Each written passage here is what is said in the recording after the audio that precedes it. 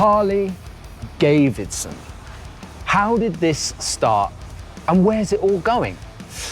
That's what we're here today to talk about. Now, unless you've been under a massive rock for the past year, you would have heard and seen people giving backlash to Harley Davidson for being woke and implementing woke ideology into the company. So what does woke even mean? For me, being woke means that you're pushing inclusivity and DEI onto people regardless of anything else, regardless if they want to hear it, regardless if they want to see it. And this is what's happening in some companies, and we're seeing this in Disney, for example, changing the color of characters and all this type of stuff where it's just being forced on people and pushed on people.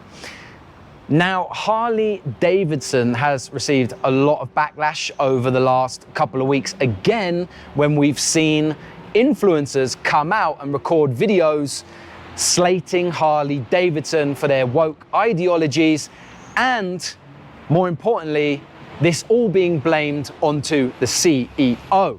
So to understand this subject better, let's go back to 2007 for two important reasons. The first being sales, a company's bread and butter, the most important thing to a company. In 2007, Harley Davidson reached the peak of their sales. In 2007, Harley Davidson reached its peak, selling over 349,000 motorcycles globally. But then in 2008, the company sold around 303,000 motorcycles that year, which marked the beginning of a downward trend in the company's sales. So since 2007, we've started to see a downtrend in the sales of Harley Davidson.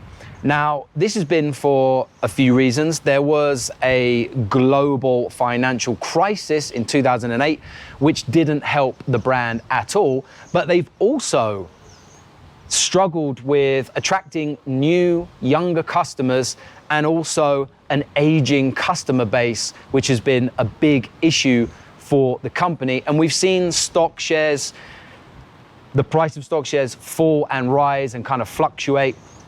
So they've also struggled with competition against more modern motorcycle brands and an evolving motorcycle market. And some people even say that Harley Davidson is yesterday's technology at tomorrow's prices. A damning statement, truly damning. How dare you? How dare you? The second important reason we need to look at 2007 is because that's when a certain German was brought into the company called Johan Zeitz. And he was brought in on the board of directors 2007 into the business. In 2010, Johan Zeitz was made CEO and president of the company. Now, this whole backlash has been kind of, well, it's been directed at him and his policies. So let's get to know a little bit more about this guy, Johan Zeitz. Johan Zeitz was born in Mannheim, Germany in 1963, and he's got a long history of leadership in global brands. And before joining Harley Davidson, Zeitz served as the CEO of Puma for 18 years, from 1993 to 2011, where he was credited with turning the company around from near bankruptcy. Now, if you ask me, Puma still makes the crappiest football shirts on the market. So make of that what you will. So Zeitz was essentially brought into the company to turn things around.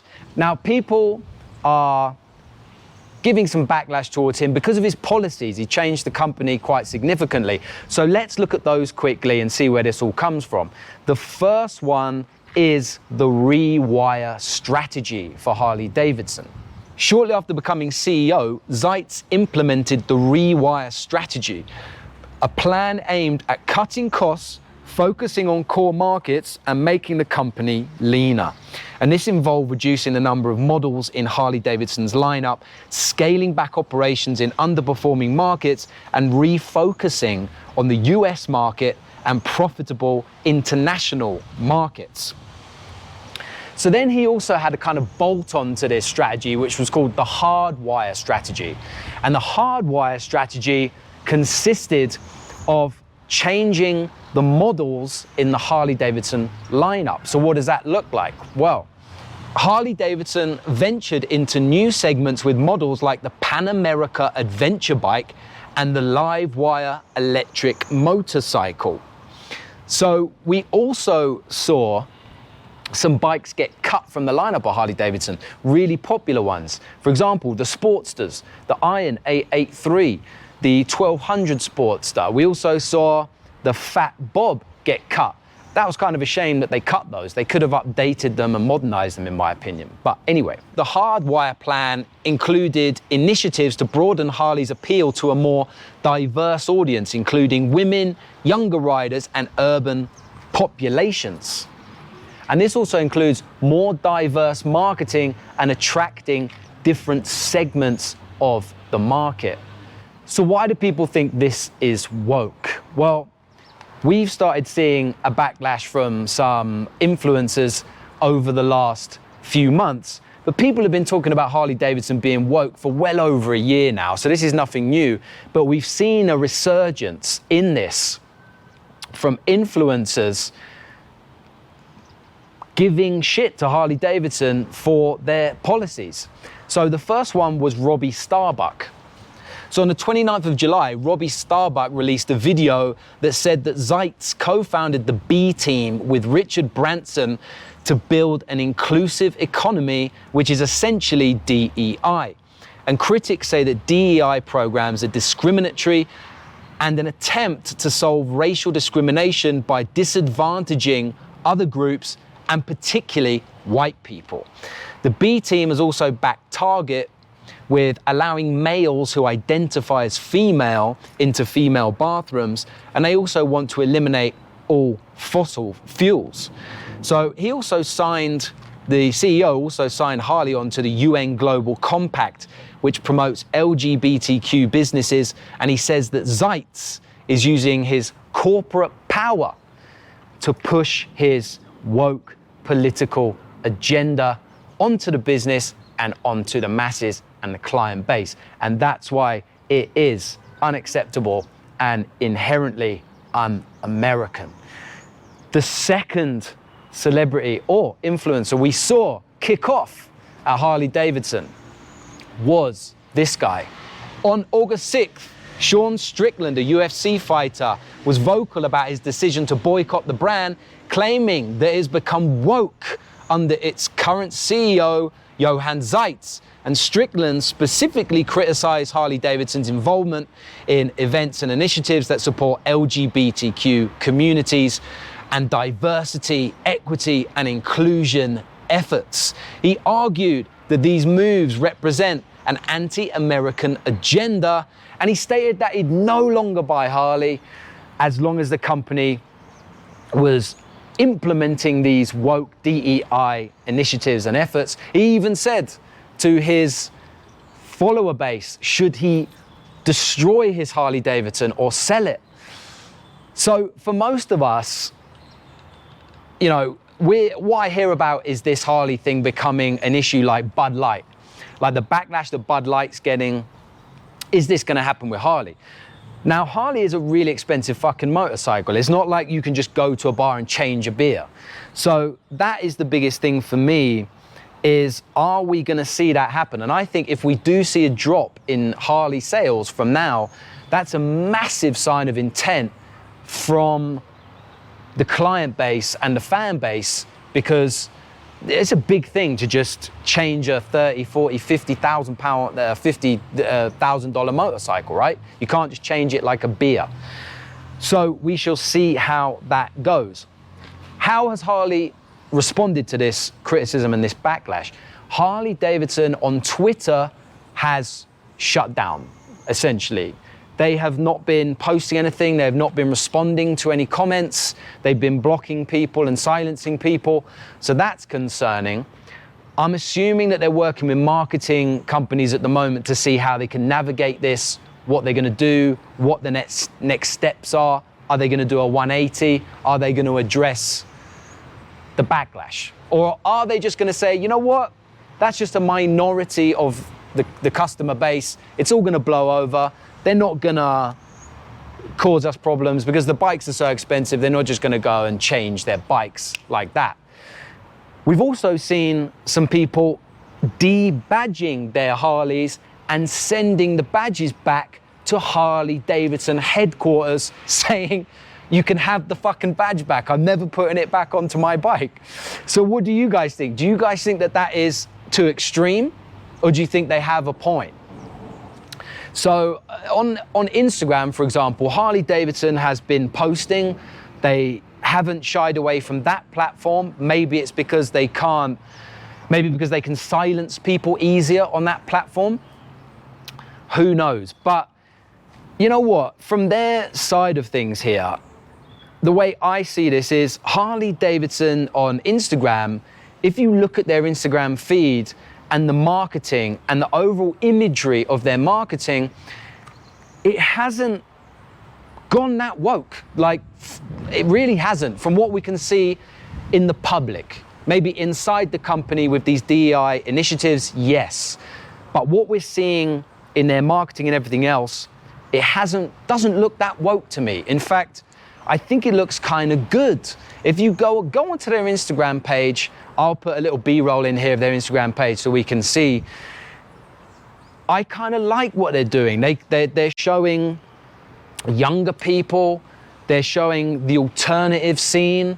I can't see any of the culture around motorcycles being diluted or being removed from their marketing. It's not like Nike. Nike are the fucking worst. Look on Nike's website. You look across all of their marketing. There's like one white guy. You scroll and scroll and scroll. Again, I'll put up some B-roll of the Nike website. It's the complete opposite of inclusion because they're excluding white people from their marketing. I can't see Harley Davidson doing that at this moment in time. Now, for me, to wrap this all up, I think Harley Davidson does need to appeal to a younger client base. It needs to bring in those younger people. Otherwise, the brand is gonna die. The culture is gonna die. They need to find a way to do this, but they need to do it in a sensitive, clever way with decent marketing strategies. At the moment, I'm not seeing anything massively woke or negative from their marketing strategies. I'm saying their marketing strategies. Maybe inside the company, yes, but I don't see that. I'm just telling you what I see from the outside. So I personally don't think they need to push DEI. Bikers, we ain't got a problem with gays. I've never ridden with gays, but I don't have a problem. Like if a gay guy wants to come on a ride, I don't have a problem with that. I honestly don't see why they feel like they need to push this. Wrapping this all up, guys, what do you think? What are the next moves? Where's this all gonna go? Are we gonna see a massive 180 from Harley Davidson and address this issue? Look at their most recent Instagram post. It does say, everyone's welcome and thank you for supporting the brand and the company. So they're obviously pushing back against this. That's what I'm seeing from their social media strategy. They're pushing back against this. That's what I'm seeing. So where's this all gonna go? Are you gonna debadge your Harley? Are you gonna boycott the brand? Will you stop boycotting the brand if they sack the CEO? That's the big question. You know, let's keep this alive. I come from the skating, punk, alternative scene. That's where I come from. We all got too old to skate. I can't skate, my body's fucked. And we all just got bigger toys. You know, we traded in the skateboards for the motorcycles.